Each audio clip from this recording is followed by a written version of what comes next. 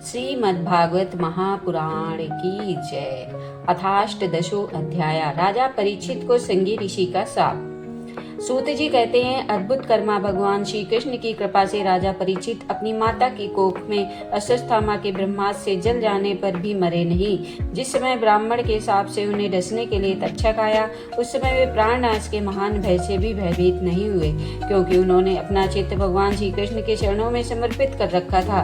उन्होंने सबकी आसक्ति छोड़ दी, गंगा तट पर जाकर श्री सुखदेव जी के उपदेश ग्रहण किए और इस प्रकार भगवान के स्वरूप को जानकर अपने शरीर को त्याग दिया। जो लोग भगवान श्री कृष्ण की लीला कथा कहते रहते हैं, उस कथामृत का पान करते रहते हैं और इन दोनों ही साधनों के द्वारा उनके चरण कमलों का स्मरण करते रहते हैं, उन्हें अंत काल में भी मोह नहीं होता। जब तक पृथ्वी पर अभिमन्यु नंदन महाराज परीक्षित सम्राट रहे, तब तक चारों ओर व्याप्त हो जाने पर भी कलयुग कुछ भी प्रभाव नहीं था।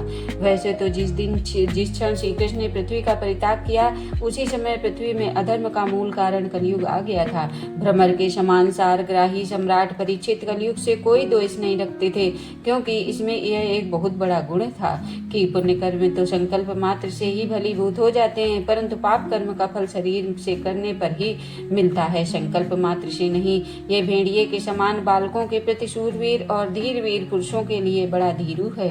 यह प्रमादी पुरुषों के लिए अपने वश में करने के लिए ही सदा सावधान रहता है। शौनकादि ऋषियों, आप लोगों को मैंने भगवान की कथा से युक्त राजा परीक्षित का पवित्र चरित्र सुनाया।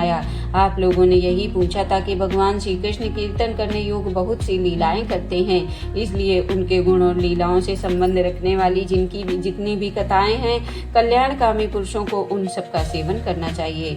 ऋषियों ने कहा, सौम्य स्वभाव सूत जी, आप जुग जुग जिए, क्योंकि मृत्यु के प्रभाव में पड़े हुए हम लोगों को आप भगवान श्री कृष्ण की अमृतमयी उज्जवल कीर्ति का श्रवण कराते हैं।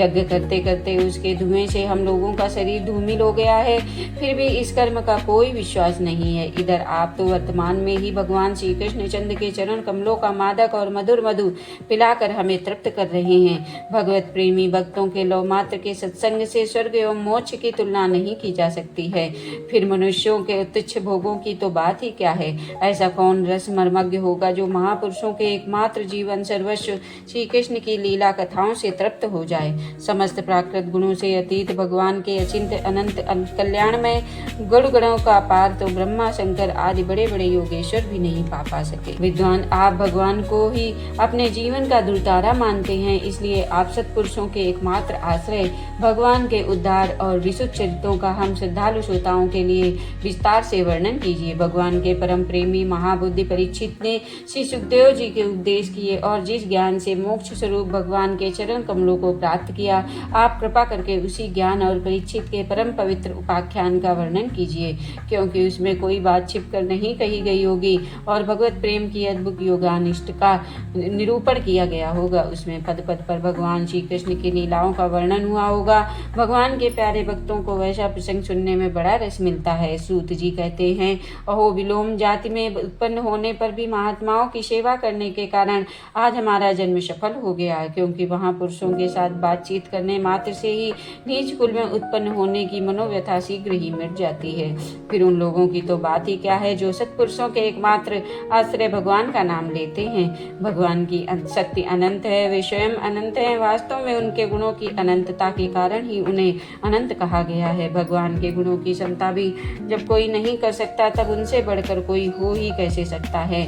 उनके गुणों की यह विशेषता समझाने के लिए इतना कह देना ही पर्याप्त है कि लक्ष्मी जी अपने को प्राप्त करने की इच्छा से प्रार्थना करने वाले ब्रह्मादि देवताओं को छोड़कर भगवान के न चाहने पर भी उनके चरण कमलों की रज की ही सेवन करती हैं। ब्रह्मा जी ने भगवान के चरणों का प्रक्षालन करने के लिए जो जल समर्पित किया था, वही उनके चरण नखों से निकलकर गंगा जी के रूप में प्रवाहित हुआ। यह जल महादेव जी सहित सारे जगत को पवित्र करता है। ऐसी अवस्था में त्रिभुवन में श्री कृष्ण के अतिरिक्त भगवान शब्द का दूसरा और क्या अर्थ हो सकता है। जिनके प्रेम को प्राप्त करके धीर पुरुष बिना किसी हिचक के देह आदि की दृढ़ आसक्ति को छोड़ देते हैं और उस अंतिम परमहंस आश्रम को स्वीकार करते हैं, जिससे किसी को कष्ट न पहुंचाना, सब ओर से उपशांत हो जाना ही स्वधर्म है।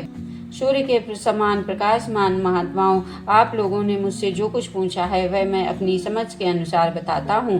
जैसे पक्षी अपनी शक्ति के अनुसार आकाश में उड़ते हैं, वैसे ही विद्वान लोग अपनी अपनी बुद्धि के अनुसार ही श्री कृष्ण की लीला का वर्णन करते हैं। एक दिन राजा परीक्षित धनुष लेकर वन में शिकार खेलने गए हुए थे।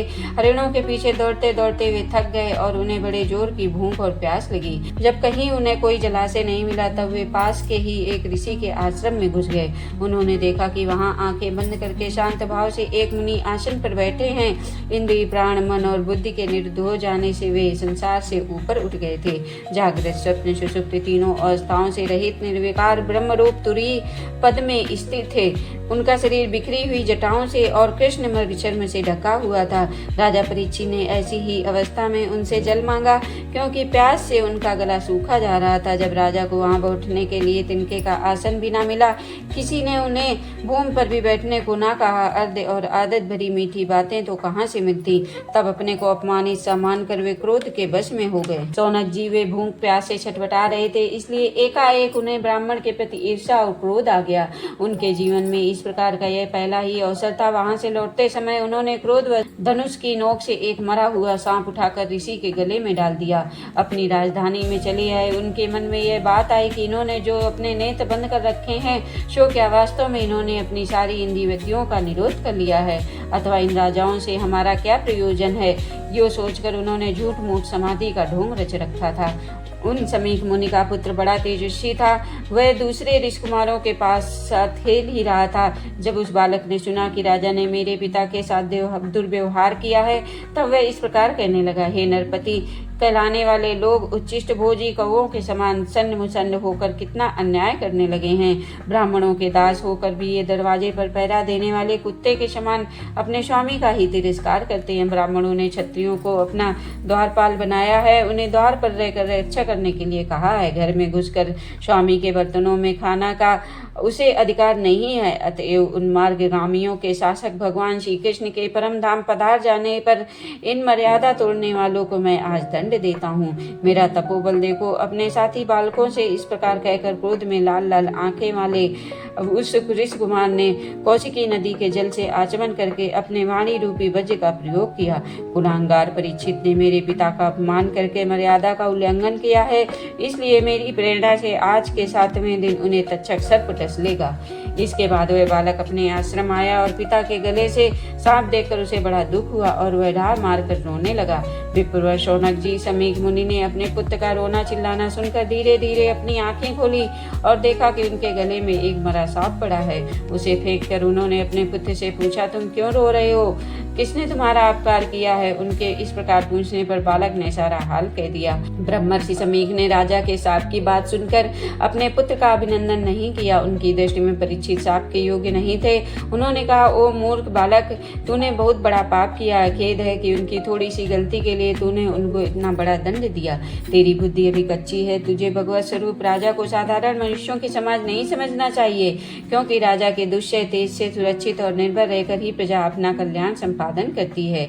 जिस समय राजा का रूप धारण करके भगवान पृथ्वी पर दिखाई नहीं देंगे, उस समय चोर बढ़ जाएंगे। आरक्षित भेड़ों के समान एक क्षण में ही लोगों का नाश हो जाएगा। राजा के नष्ट हो जाने पर धन आदि चुराने वाले चोर जो पाप करेंगे, उसके साथ हमारा कोई संबंध न होने पर भी लागू होगा, क्योंकि राजा के न रहने पर लुटेरे बढ़ जाते हैं। वे आपस में मारपीट, गाली गलौज करते हैं, साथ ही पशु, स्त्री और धन संपत्ति भी लूट लेते हैं। उस समय मनुष्यों का वर्णाश्रमचार युक्त वैदिक आर्य धर्म लुप्त हो जाता है। अर्थ, लोभ और काम वासना के विवश होकर लोग कुत्तों और बंदरों के समान वर्ण संकर हो जाते हैं। सम्राट परीक्षित तो बड़े ही यशस्वी और धर्म धुरंधर हैं।